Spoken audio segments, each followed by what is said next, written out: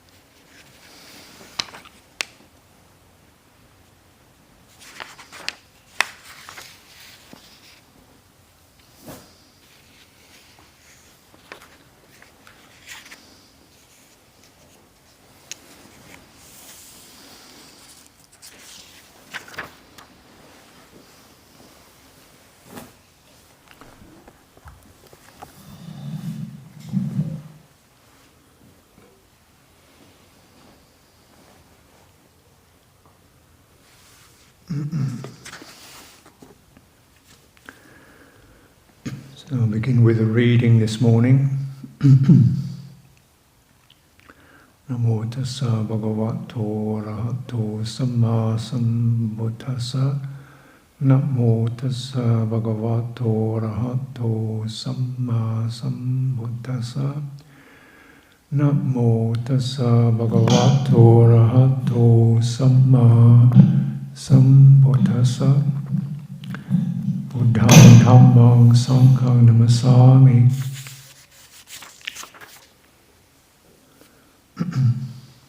So this is from the Samyutta Nikaya, the linked discourses, sectional causation, chapter, which is book 12, chapter 12, Nidana-vagga.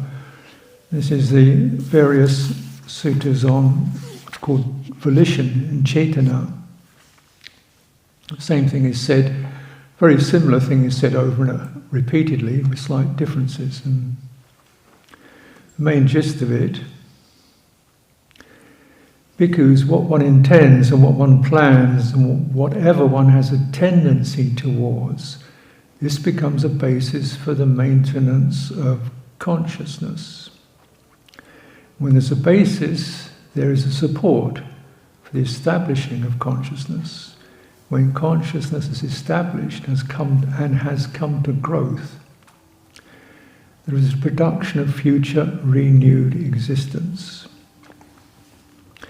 The production of future renewed existence, future birth, aging and death, sorrow, lamentation, pain, displeasure and despair. When one doesn't intend, does not plan, does not have a tendency towards anything, no basis exists for the maintenance of consciousness, no production of future renewed existence, future birth, aging and death, sorrow, lamentation, pain, displeasure and despair cease. Similarly, I think this is the 39th, when one does not intend, does not plan, does not have a tendency towards anything, no basis exists for the maintenance of consciousness. When there's no basis, there is no support for the establishing of consciousness. When consciousness is unestablished and does not come to growth, there is no descent of name and form. With the cessation of name and form comes the cessation of the six sense bases, such as the cessation of this whole mass of suffering. So this is said over and over again with slightly different forms, so it's clearly a pretty clear theme the Buddha is trying to put across. I have many of these things somewhat mystifying. What does consciousness mean? What does cessation mean? You know, what are we going to do about it? Here and now. And that's what you've eventually got to, find your way with. What are you going to do about this? And then you start to get pragmatic around it and think, well, actually, the Buddha seemed to have consciousness going throughout his lifetime. Didn't seem to have ceased. He was quite clearly functioning, seeing, hearing, touching, thinking, making plans even, definitely intending something. Wants this to happen, wants that not to happen. Decides to go to this place, decides not to go to that place. Makes decisions. So what's this? No intending, no planning. The Buddha seemed to do it.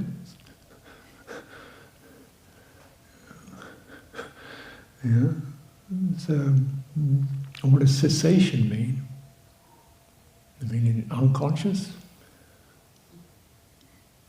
Maybe that just happens when you die, which we don't know when that's going to happen. So it sets up all kinds of riddles.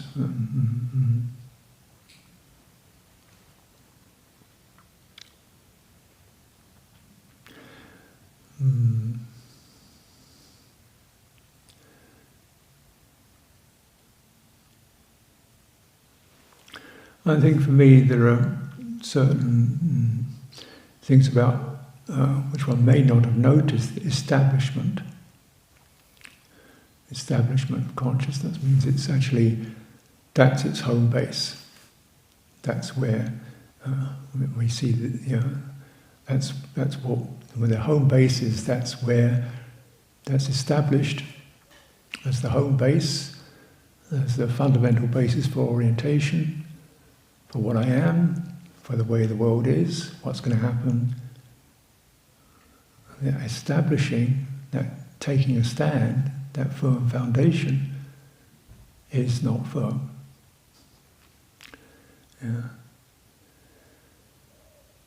Since things don't quite go the way one would like them to, and since the sensory world itself is pretty much a mirage, what we see with our eyes, what we hear, what we think about, particularly what we think about, what we've learned, is very conditioned, you could say. So the mental realm particularly is not a place to really feel you can find a full, proper foundational establishment on my thoughts, my beliefs, my cultural acquisitions. And yet this becomes the place where one measures, judges, assesses, right, wrong, good, bad, yes, no.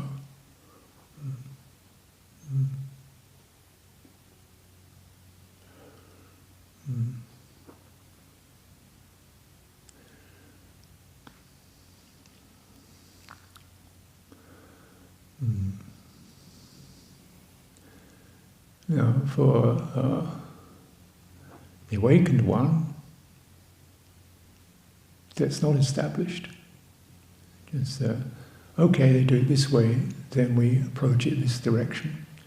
And if you look into the Buddha's way he presented things, he generally, most of the time, somebody asks him about something, he refers to it in the way they're talking about it, rather than, this is Buddhism, you should believe this. No.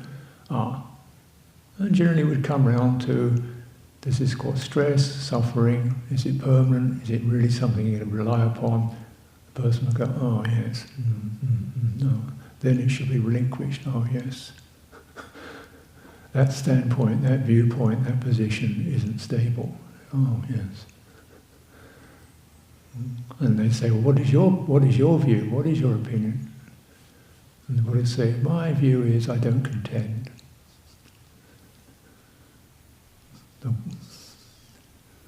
Oh. Because I've seen the net, I've seen the barb, I've seen the hook, which people get hung up on. Having seen it, and removed it, there's nothing I can get hooked on. I'm not holding a position as something I take a stand on. Then I'm free from that. But if you ask me, do I see this as helpful or unhelpful, I might say investigate it. I can see that way it goes to suffering and stress. Check it out for yourself. Oh yeah. And if you're describing what I've taught and you describe it wrongly, I'll say, no, I've not taught that. So he'd certainly make a point of that. And he would say things like, I always say what is actually truthful when someone's prepared to hear it. If they're not prepared to hear it, maintain silence.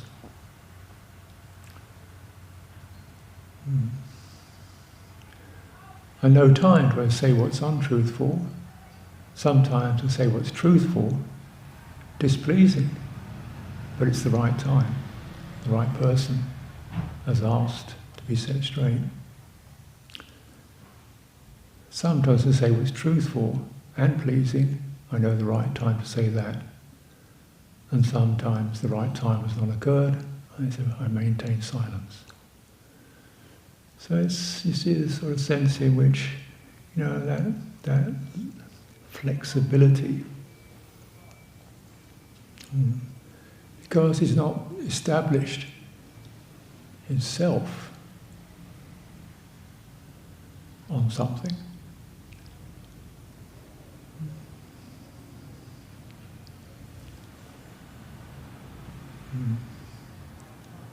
If you like to look into ethics, then we can look at that. Yes, for your welfare and the welfare of others, we can look at that. If you want to discuss how to get to the Brahmaloka, we could look at that. The Brahmin priest would ask me about that, yeah, we can do that. But I'm not going there. And then, oh, why is that? Because,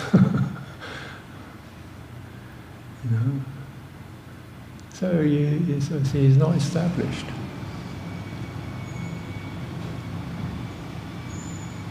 The descent of name and form, in particular phrase, seems to refer to these qualities of interpretation, designation, bias, favouring, fixation, have been removed. So, therefore, the Tathagata is freed.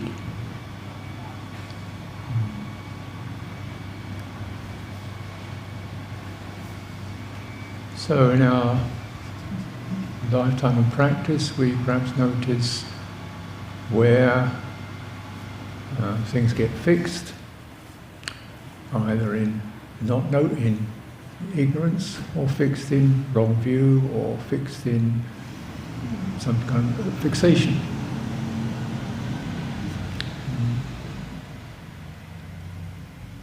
You notice that. And then being able to release those, because itself is a practice, because you have to have something to return to. If you like, you let go of something because you've got something better to return to.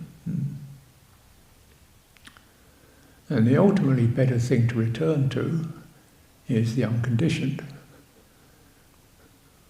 which no thorns on that one, no sticky places on that one, means you return to a place of poise, balance, internal, not engaging, or not agreeing, not disagreeing, presence, balance. You return to that non-manifestation of Dhammas. So refuge is in the non-arising of Dhammas. Returning to that. And even to just, this is an easy phrase to come up with. And can you find that in yourself, in your practice, in your experience, where you're just hovering, pausing? This is certainly the way. That sense of hearing, agreeing, disagreeing, can't get this, should be this way, and knowing that, aware of that. What is it that's aware of that is the ongoing question and inquiry. You can never really name it. You could do, but that will probably cause dissent, depending on how you know, because it's another naming, isn't it? So it's just, you go there if you can find it, and you probably get somewhere near it, or closer to it, or a little bit of hanging on, or less of it, and you're practicing that. Where there's no conflict, there's no pressure, there's no strain, there's no contending with a world that is, one would say, ethically very messed up, violent, crude, exploitive, domineering, brutal. Yeah. It could be adjectives you could describe much of what we see around us, not all of it, by any means. It's sort of generous, loving, compassionate, creative, joyful, bright. Amazing creation. Yeah, true. Also, cruel, violent, brutal, horrific. Mm-hmm. Human beings, same thing. Seeing this, widening the picture, you make no final statement because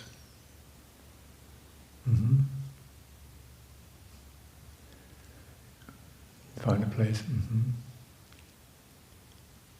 And knowing and seeing, then when there's responsibility, when I have responsibility, I take actions that I find soothing, comforting for the welfare of others, for my welfare, and so forth, in accordance with what's possible, recognizing probably the way that things are.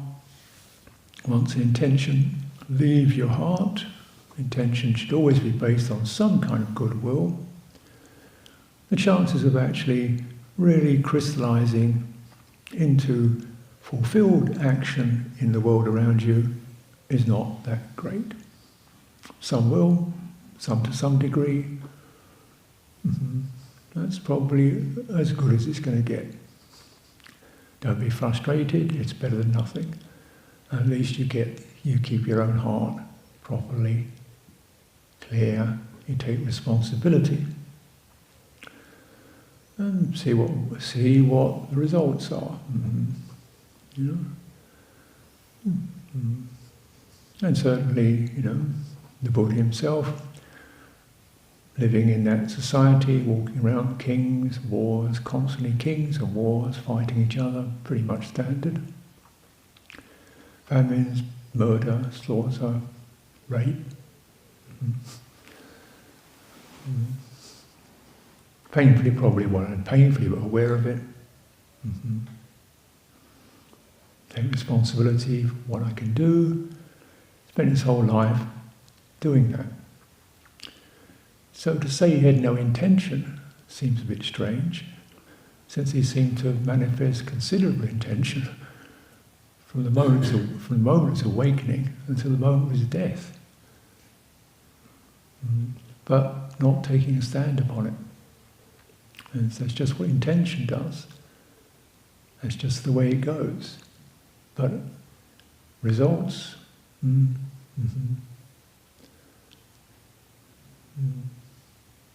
taking a stand upon it, getting upset, defeat, triumph, success, failure, I have nothing to do with this. So the intention isn't established as a final place of being. Some things you can do, some things you can't do. Some things are possible, some things aren't ready yet. And cultivate this internally, externally. Right now, my mind is not strong enough, capable, my body is sick, my energies are weak. This is not, I cannot do this. Sometimes you're trying to meditate and it's very noisy or hot, sweaty, overwhelmed, just don't feel very clear. And I cannot maintain that, but I can maintain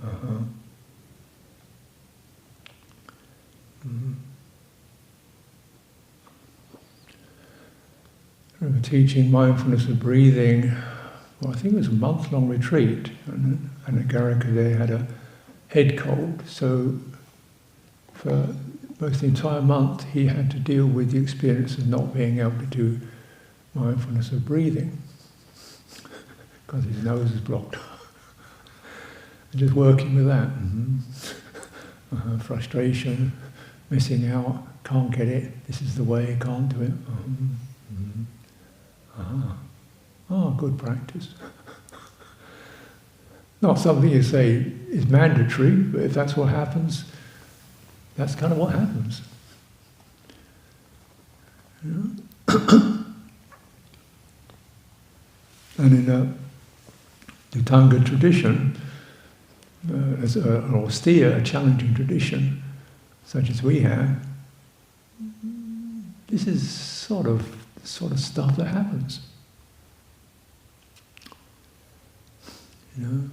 Not being able to get to the mind state I'd like to get to.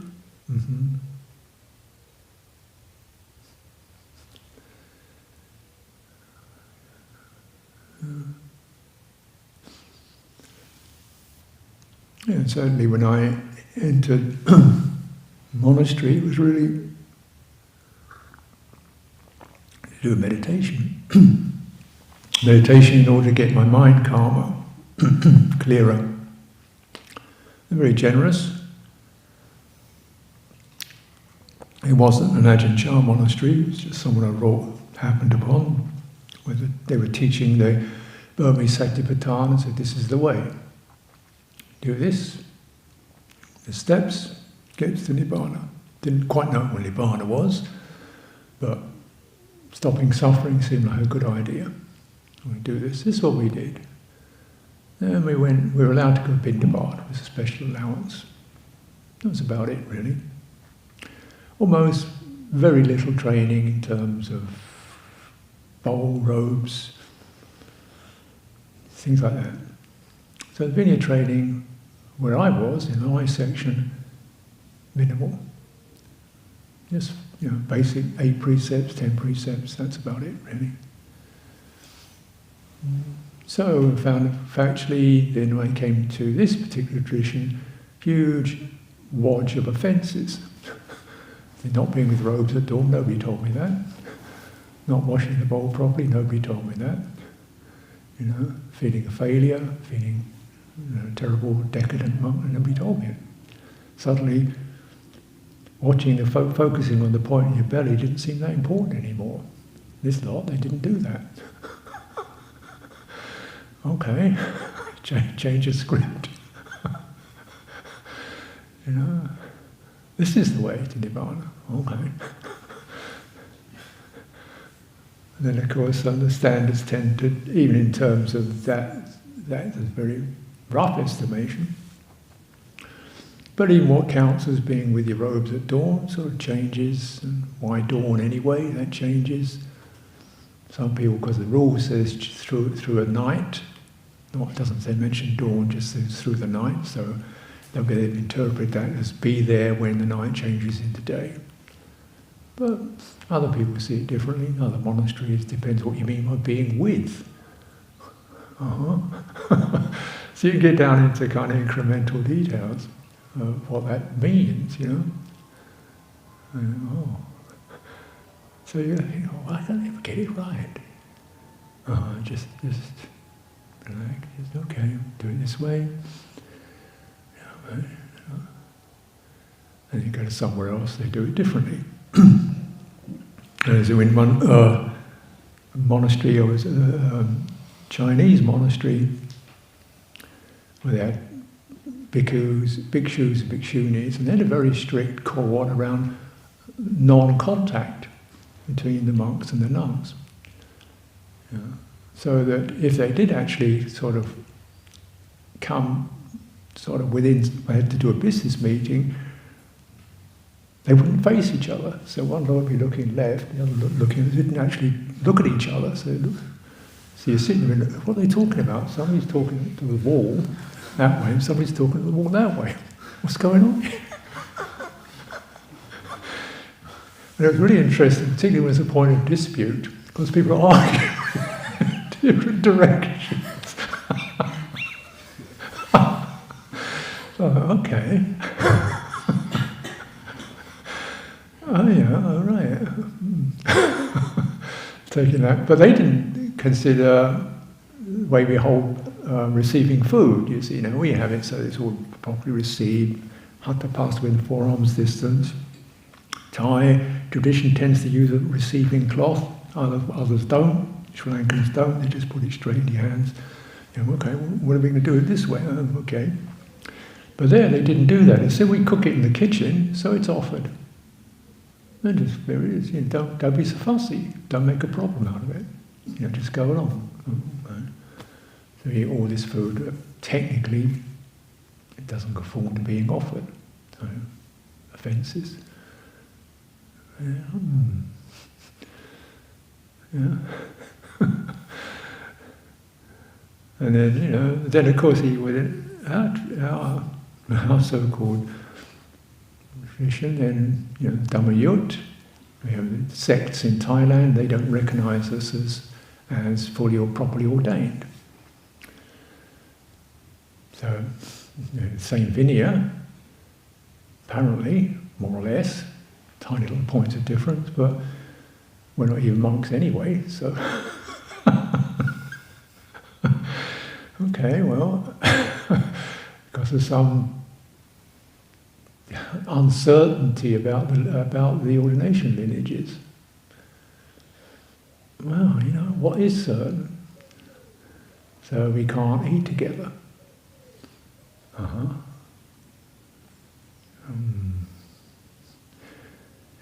This is getting... And yet, do you want to be conscientious? Yeah.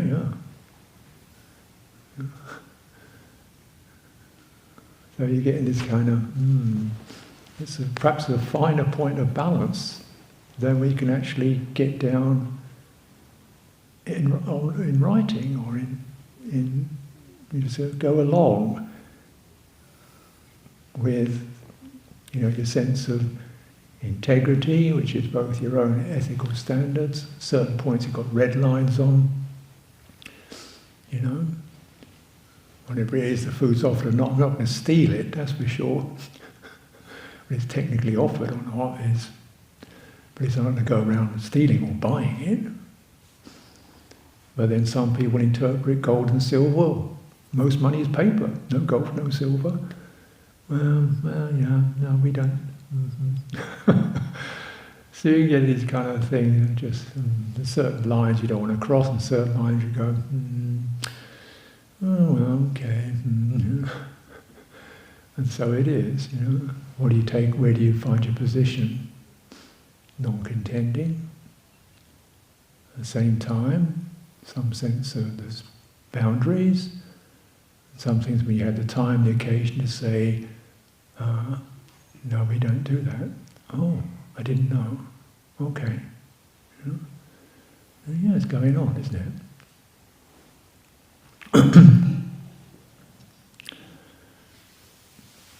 Taking a stand.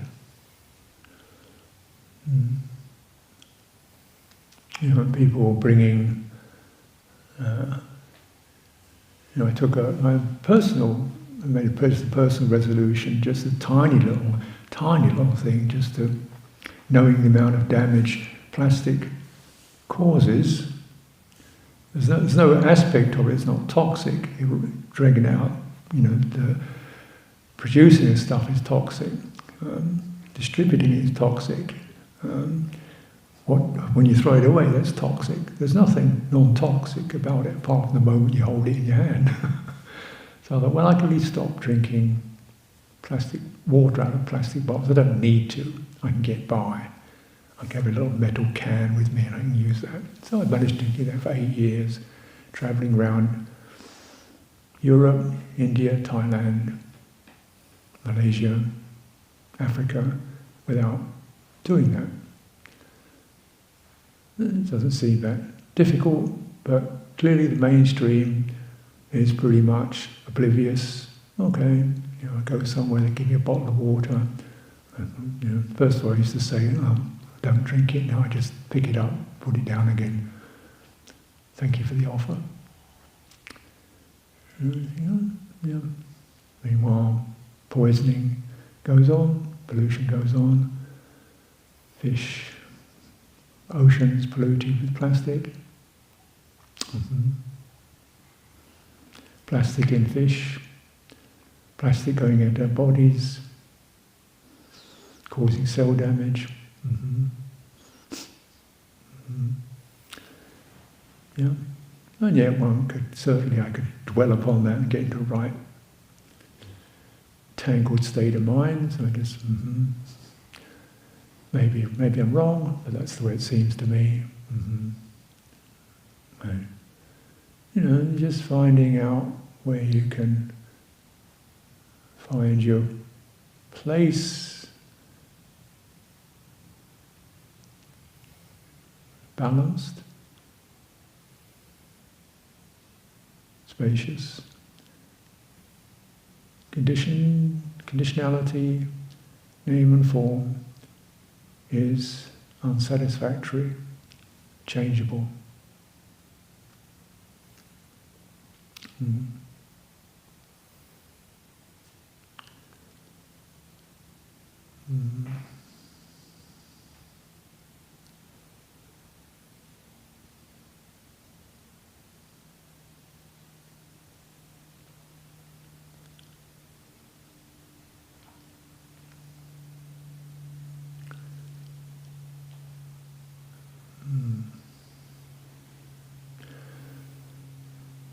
So when one certainly review the life of the Buddha, when there was an occasion, he certainly made a point of showing what was for the welfare of beings, for the welfare of other people, for the welfare of beings.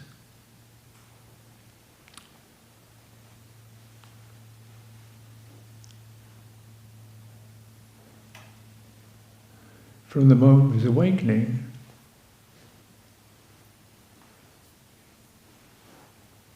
I don't recognize any place when he said, for my welfare. His welfare was already assured. So he just didn't bother with that reference point.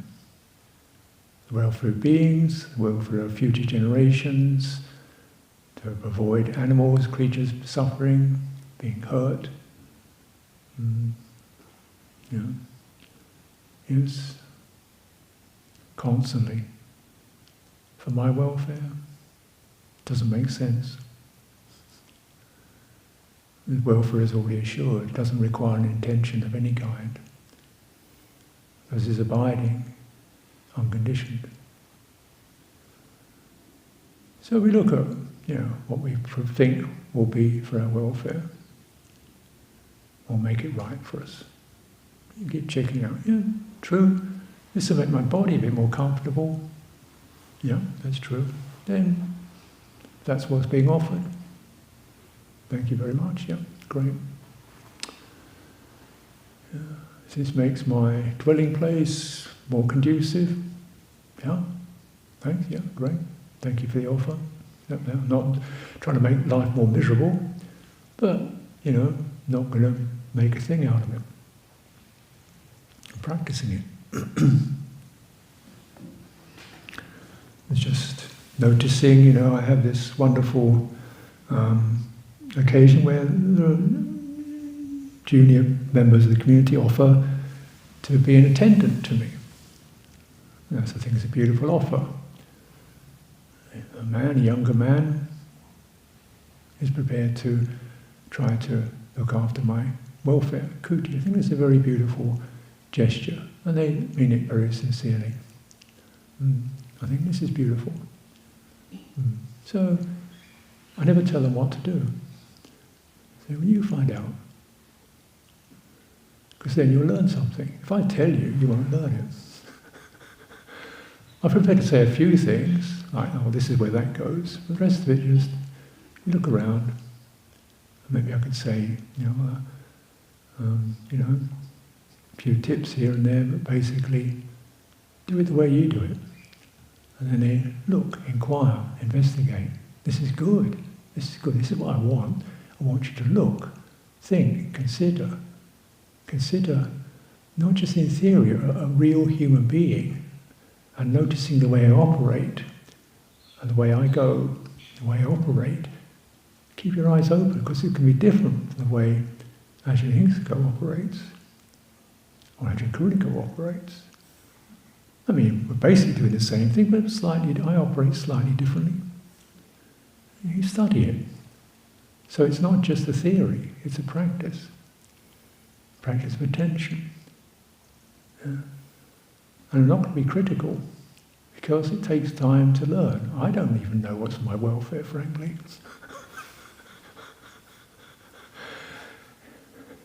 In detail, people say, you should eat this and you shouldn't eat that. Okay. No, Bhante, you need to eat this and stop eating that. Okay. You should do more exercising. Okay. Yeah. Okay, I'll do that. Okay. Yeah, I do a bit, best I can. My heart's not in it. I try. And, what would you like? That's the one I really get confused around. What would you like? I go,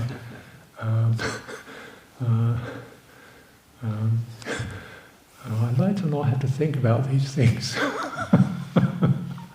Because options make me confused.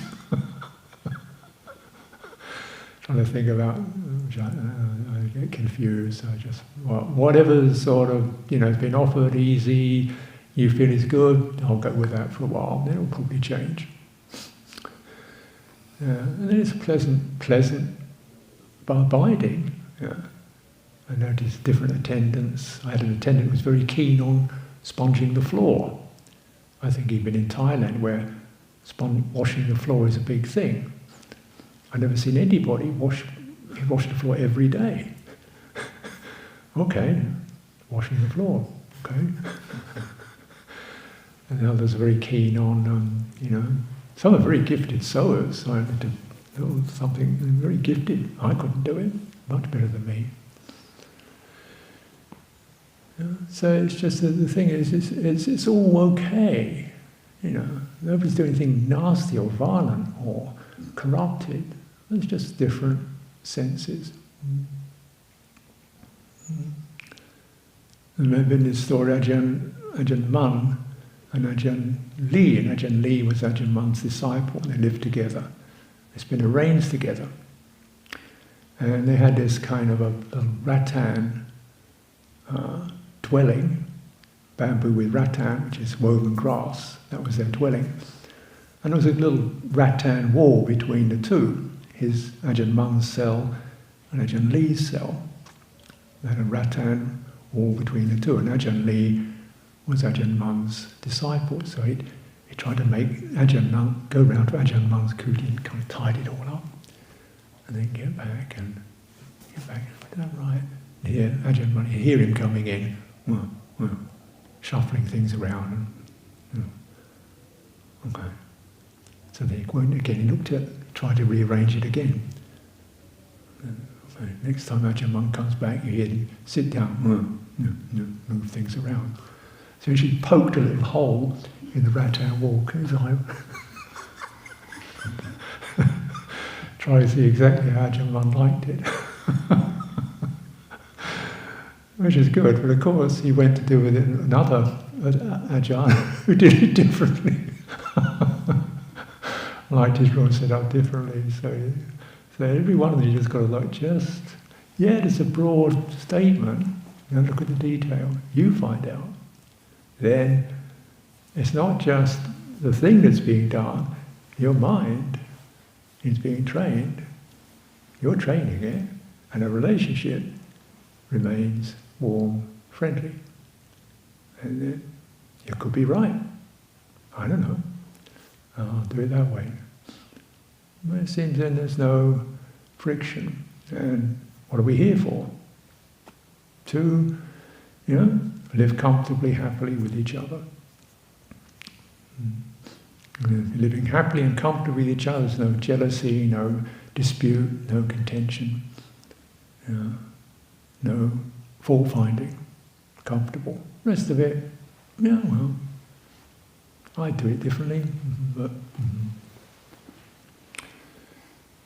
so you sort of where you're established, So I think we might say, well, I don't know about Nibbana, the unconditioned, but it's I can establish myself on a place of just witnessing my strong instincts and feelings and just checking it out. Witnessing that, where I'm finding fault, where I'm getting stuck, I can witness that and just begin to ease up on some of that. Loose, get lighter, live more lightly. And then what's going to happen is, in order to do that, something unnameable is getting strengthened. The referential consciousness, you could say, chitta, you could say, awareness, there's awareness there, there's presence there, that's getting stronger. Because the energy, instead of going into name and form and consciousness, is coming back into something. Even to call it something is perhaps a difficult statement. But we certainly experience that. Kind of inner quietness, steadiness, where the suffering, the gripping, the clinging, the self, the me and you, the right and wrong, releases.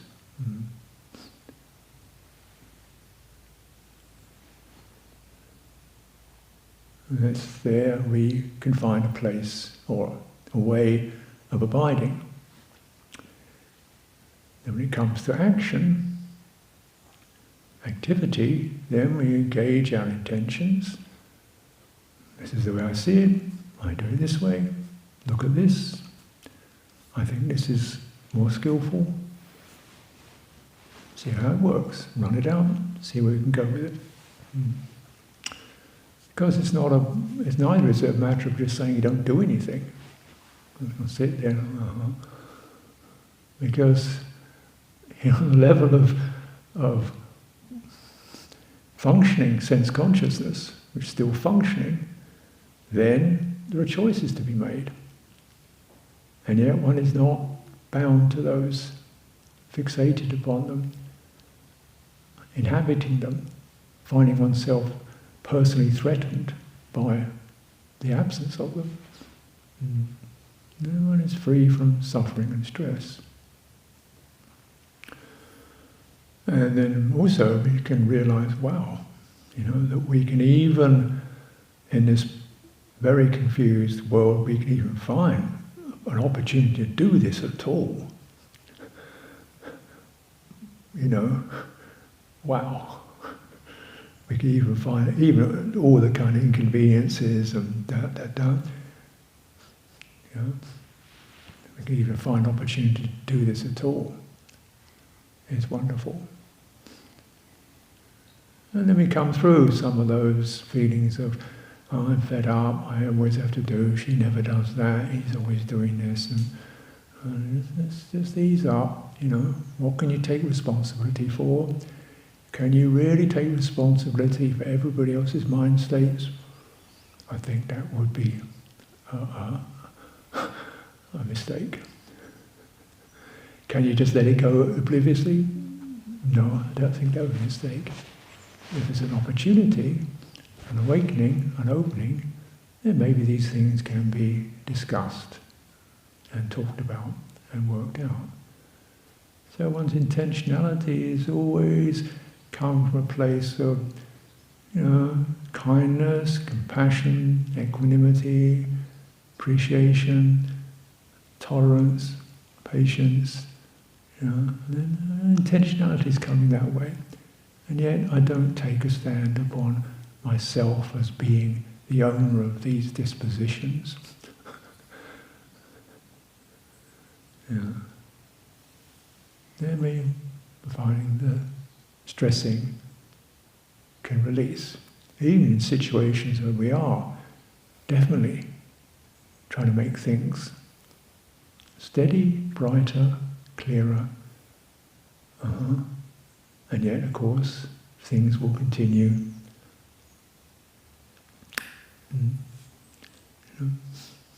People will be drinking. Taught this for 2,500 years, abstaining from alcohol. People drink. of our supporters. They don't get sloshed, but they have a drink now and then. Okay? You know? So, do you say it's okay? No, you say it's not okay. If they ask you, I don't go along with that. But it's been taught, precept is quite clear. You know, things like euthanasia and abortion, we say we can't recommend that. What you do, eventually, has to be your responsibility, not mine.